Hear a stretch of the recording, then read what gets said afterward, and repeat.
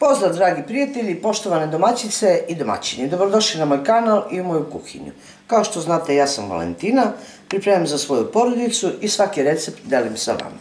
Danas ću praviti jednu postnu pogaču sa povrćem. Uskoro počinje uskršnji post, pa možda će vam dobro doći ovako jedan recept, a i možete napraviti isto ovako punjenu pogaču sa povrćem. I ako volite nešto što je obogaćeno povrćem, neko pecivo, jako je ukusna i jako brzo se pravi. Ja tu imam pola kilograma brašna. U to brašno dodat ću jednu kašičicu šećera, 25 grama kvasca. Pošto je ovo slano, ja ću dodati ovako, pošto su ovo manje kašičice, 2 kašičice soli.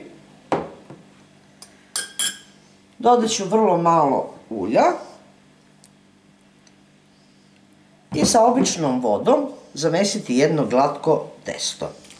A kao što vidite, ovo je neke srednje čvrstine testo koje sam zamesila.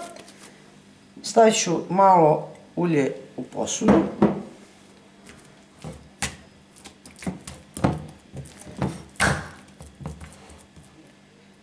I ostavit ću da testo malo nadođe. Pokrijte ga nekom kesom ili stretch folijom i pustit ćemo da naraste. Dok čekamo da testo nadođe, pripremit ćemo fil. Ja tu imam 4 šargarepe izrendane, ovako sitno narezan kupus, pola glavice, 2 paprike, jedna crvena, jedna ovako narandžasta, nije problem, važno da 2 paprike ima. I stavit ću u tiganju ulje. Prvo što ću izdinstati je šargarepa.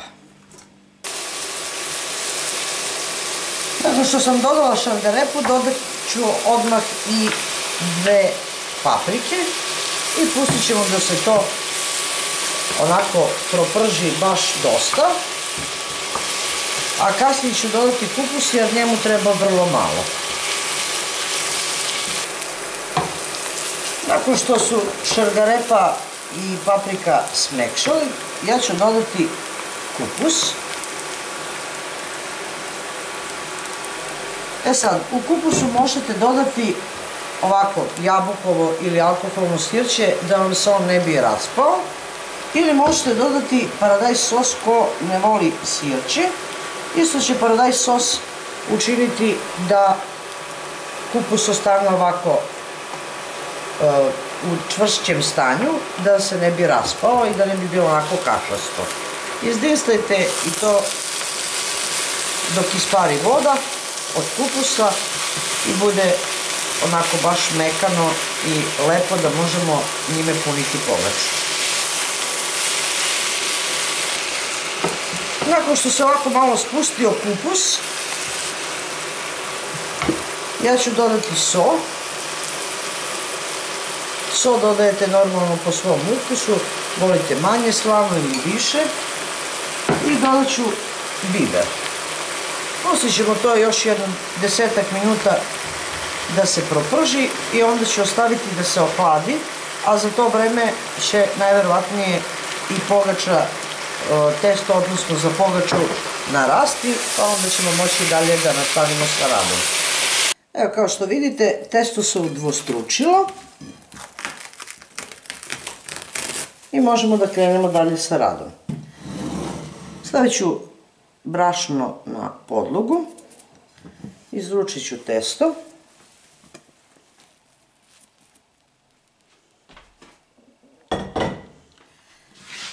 Ova količina testa je sasvim dovoljna za 2 pogače.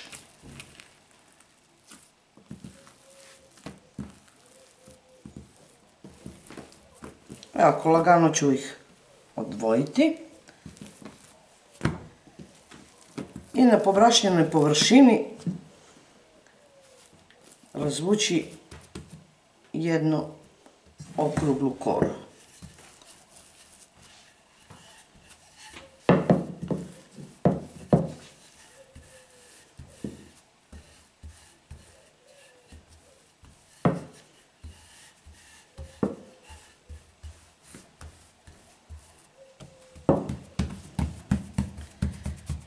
Evo, ovakva veličina je sasvim dovoljna.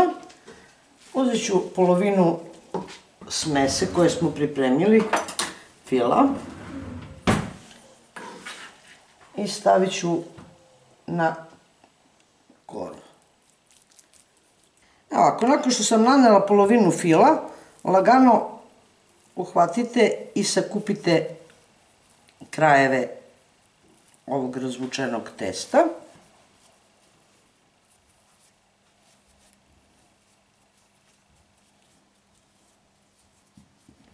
Okrenut ćemo na kontra stranu. Ponovo ću posuti brašno i lagano rukom razvusite veličinu pogače. Lagano pogaču prebacite u jedan pleh obložen pek papirom. Napravite mesto tako da u jednom plehu mogu da stanu dve pogače i na isti način ćemo pripremiti i drugu pogaču. Evo kako sam pripremila oba dve pogače. Blago ću izbockati pogače viljuškom.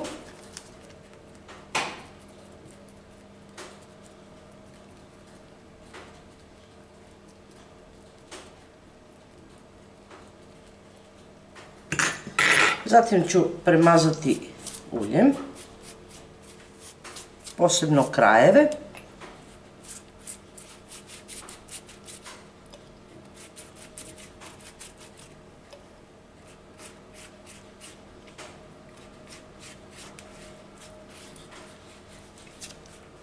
I nakon što sam premazala, deo fila sam ostavila i naneću ga preko.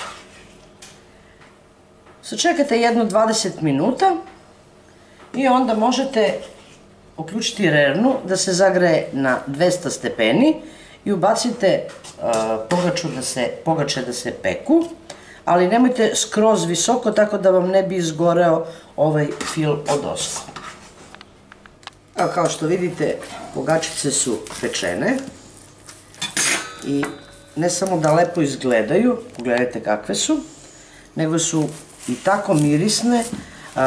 Ove pogačice ne samo oni koji poste, nego mogu jesti i vegani i vegetarijanci, a boga mi i koji ne poste, verujte, oduševit će se ovakvim ukusom. Uz ovakvu jednu pogaču neće vam trebati, verujte, nešto drugo. Ko ne posti može parče sira i jedan ručak ili jedna večera ili jedan doručak je gotov. Ja ću ovako prerezati da je ne bi odlomila, prerezat ću je da vi lepo vidite presek ove pogače.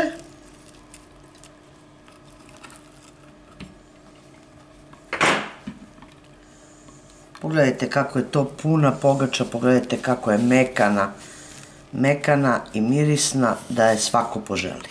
Ja se nadam da će vam se dopasti ovaj moj recept, pogotovo za one koje će početi post tako 15. marta.